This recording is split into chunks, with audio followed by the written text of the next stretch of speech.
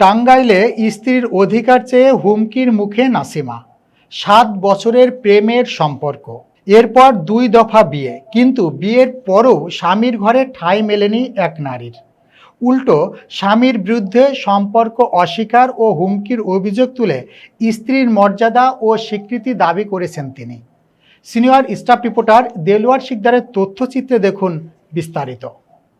টাঙ্গাইলের মির্জাপুর উপজেলার রাজাবাড়ি নিশ্চিন্তপুর এলাকার নাসিমা বেগম অভিযোগ করেন, দীর্ঘ ৭ বছরের প্রেমের পর চলতি বছরের ২ মে মাসে একই উপজেলার গোড়াই নাজির মোহাম্মদ আলীর ছেলে সোহেল মিয়ার সঙ্গে তার বিয়ে হয়। তবে বিয়ের মাত্র ৯ দিনের মাথায় তাকে তালাক দেয় সোহেল মিয়া। পরে পুনরায় সোহেল মিয়া নাসিমা বেগমের সাথে যোগাযোগ সংস্থাপন করে নাসিমাকে বিয়ের আশ্বাস দেন। এরই ধারাবাহিকতায় গত ২ জুন মধ্যরাতে সোহেল মিয়া নাসিমা বেগমের ঘরে ঢোকে। আশেপাশের মানুষ টের পেয়ে নাসিমার ঘর বাইরে থেকে তালা মেরে আটকে দেন। সকালে অর্থাৎ ৩ তারিখে স্থানীয়দের উপস্থিতিতে কাজী ডেকে এনে প্রায় ৫ লক্ষ টাকা দেনমোহর করে আবারও বিয়ে করেন। এরপর সোহেল মিয়া মোবাইল কেনার কথা বলে নাসিমার কাছ থেকে ১০,০০০ টাকা নিয়ে কৌশলে সটকে পড়েন। এরপর থেকে তিনি আর ফিরে আসেননি।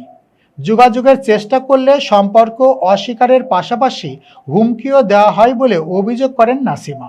এদিকে সাংবাদিকদের সামনে নাসিমা বেগম বলেন, তিনি ভালোবেসে বিয়ে করেছেন এবং স্বামী সোহেল মিয়া যেন তাকে বৈধ স্ত্রী হিসেবে স্বীকৃতি দেন সেই দাবি জানিয়েছেন।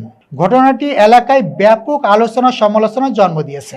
অভিযোগের বিষয়ে অভিযুক্ত সোহেল মিয়ার বক্তব্য জানতে তার ফোনে একাধিকবার ফোন করলেও তার ব্যবহৃত মোবাইল ফোনটি বন্ধ পাওয়া যায়। এক পর্যায়ে সোহেলের বাড়িতে গেলেও তাকে বাড়িতে পাওয়া যায়নি। আমি নাসিমা আক্তার, আমার বাসা গুড়াই রাজাবাড়ি। আমি আজকে ৭ বছর যাবৎ গুড়াইয়ের চঞ্চল মাহমুদ, তার ছোটো ভাই সোহেল মিয়া, তার সাথে আমার দীর্ঘদিনের সম্পর্ক ৭ বছরের।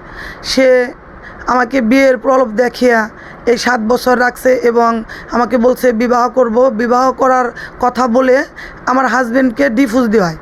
সে ডিভোর্স দেওয়ার পরে সে বলে যে, সোহেল বলে যে আমি তোমাকে বিয়ে করতে পারবো না, আমার ঘরে 2টা মেয়ে আছে, আর এখন আমি তোমাকে বলছিলাম যে বিয়ে করব, কিন্তু এখন তোমাকে আমি বিয়ে করতে পারবো না।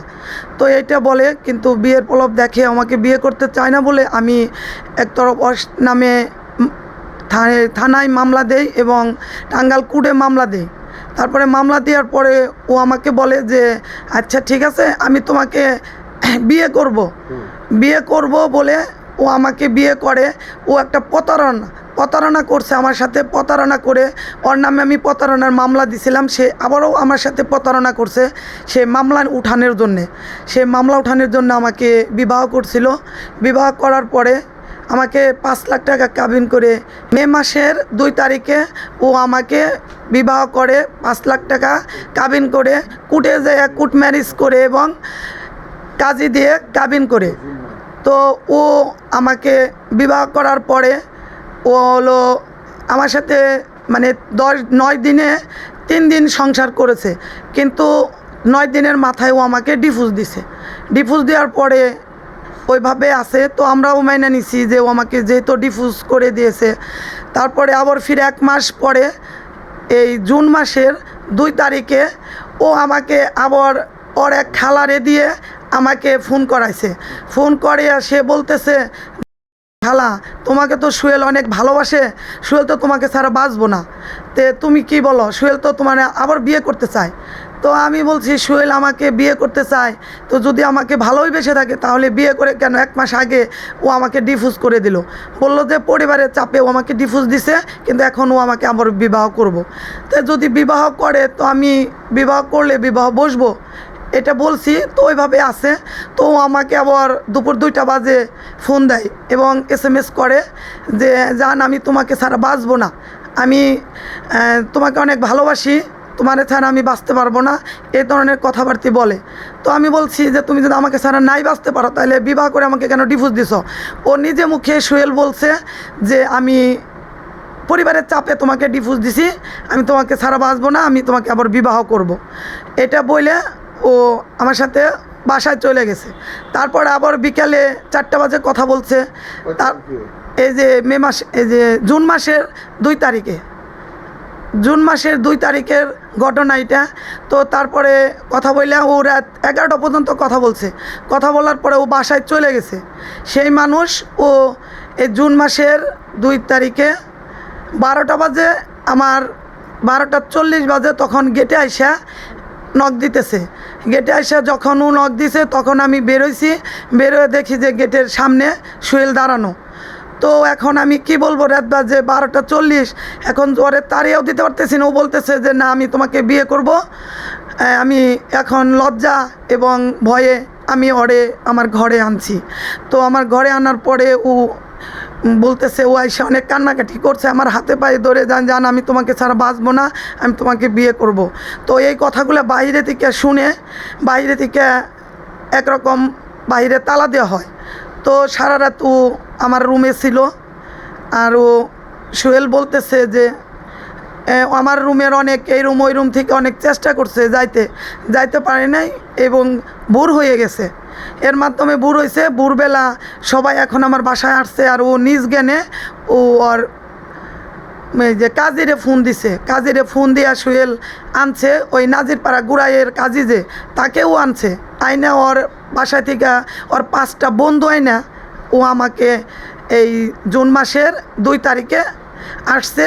জুন মাসের 3 তারিখে ও আমাকে আবার ফিরে 5,05,000 টাকা কাবিন করে বিবাহ করেছে।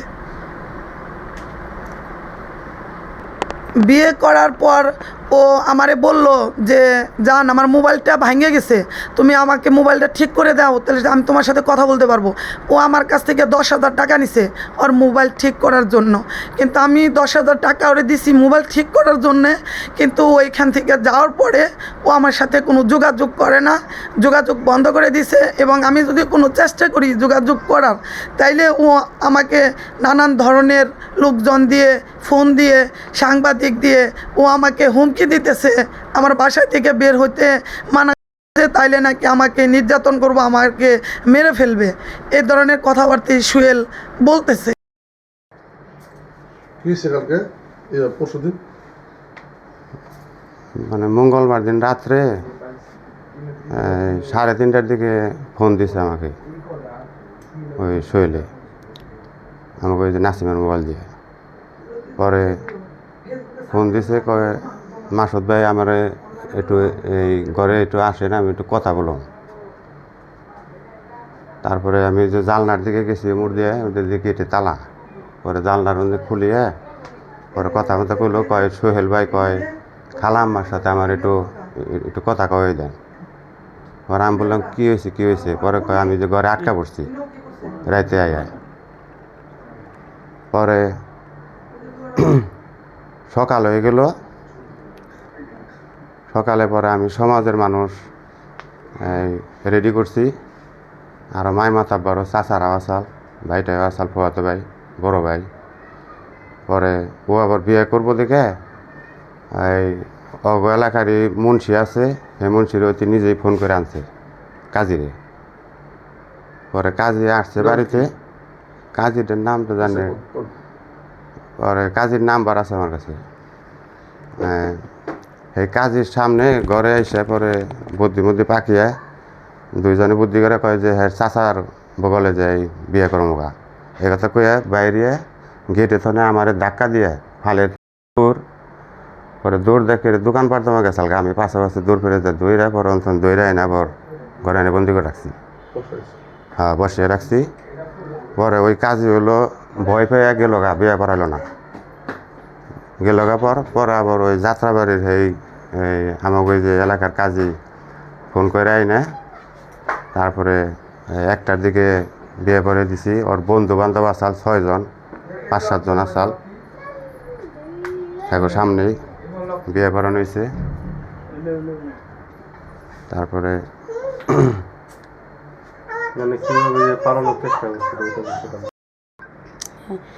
মঙ্গলবার দিন রাত্রে আমরা শুয়ে রয়েছি, ঠিক আছে। পরে ফোন আইছে যে সোহেলে নাসিমের দিয়ে ফোন দোয়াইছে যে তোর এইতে ফোন রাত 3টার সময় কী হয়েছে। ফোন রিসিভ করছি যে কী হয়েছে। তখন বলল যে ভাবি ই হয়েছে একটু আহেনছে। আমরা কই রাত্রে কোনে যাবো? কয় এই যে এই বাগে, আমার নন্দের বাগের কথা কয় এই বাগে। তা আপনি অন্য কী করেন? কয় যে আমি রাত্রে যে আইছি, রাত 12:40 আইছি, এনে আমি হয়তো আটকা পড়ছি, খালাম্মা আমারে তালা দিছি।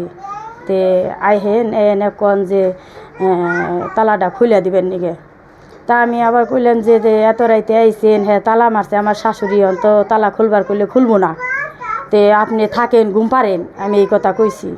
তারপরেও কয় না ভাবি আহেন। তে আমরা আইছি রাত 3টার সময় উঠে আইয়ে দেখি সব রুমেই তালা দেওয়া, আমার শাশুড়ির সব রুমেই তালা দিয়ে থুইছে। তালা দিয়ে আমার শাশুড়ি বাইরে গেটে বসে রয়েছে।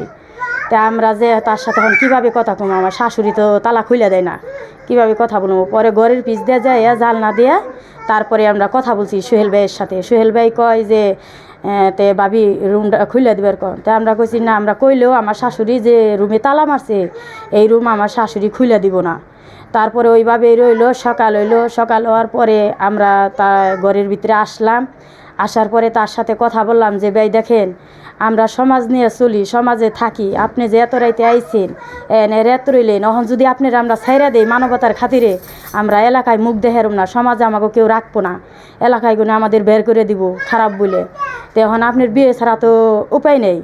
তখন কইলো যে আমি বিয়ে করবো, ঠিক আছে ভাবি, কিন্তু কথাগুলো গোপন রাখার লাগবো। তখন আমরা করলাম যে গোপন মানে কিভাবে? কয় আমার মেয়ে আছে 2টা, এই মেয়ে 2টার বিয়ে হয়ে যাবো গা, তারপরে এটা কইবেন, সমস্যা নেই। আমার মেয়ে বিয়ে দেওয়ার আগ পর্যন্ত এইগুলো কথা আপনারা গোপন রাখতে হইব। তখন বলছি ঠিক আছে আমরা তাই রাখবো, কারণ আমার ননদ এডে, ঠিক আছে আমরা গোপন রাখবো, সমস্যা নেই। এই কথা বলার পরে ও গুড়াই নাজিরপাড়া থেকে একটা কাজী ফোন দিয়ে আনে সোহেল ভাই গুড়াই নাজিরপাড়া থেকে ফোন দিয়ে একটা কাজী ফোন দিয়ে আনে। তখন কাজী আইছে, কাজী আসার পরে তখন হেনে কইলো দিনমোহরের কথা। কয় ভাবি ওর আমি বিয়ে করুম, ঠিক আছে দিনমোহর হবো 50,000 টাকা। তখন আমার ননদে কইছে না 50,000 টাকা আমি কাবিনে দিনমোহর করবো না। তখন বললো যে এর আগে তারে 1 মাস আগে আমারে বিয়ে করছিল 5 লাখ টাকা দিয়ে। 5 লাখ টাকা দিয়ে বিয়ে করে বাড়ির সবার চাপে পড়ে আমারে 9 দিনের দিন তালাক দিয়ে দিছে। তে কাবিন নামা করবো 20 লাখ, কারণ 20 লাখ টাকা যদি আমার কাবিন করে ওগো এলাকা ওগো বাড়ির মানুষ আমারে ছাড়তে পারবো না, কারণ আমি ওর সংসার করে খাম।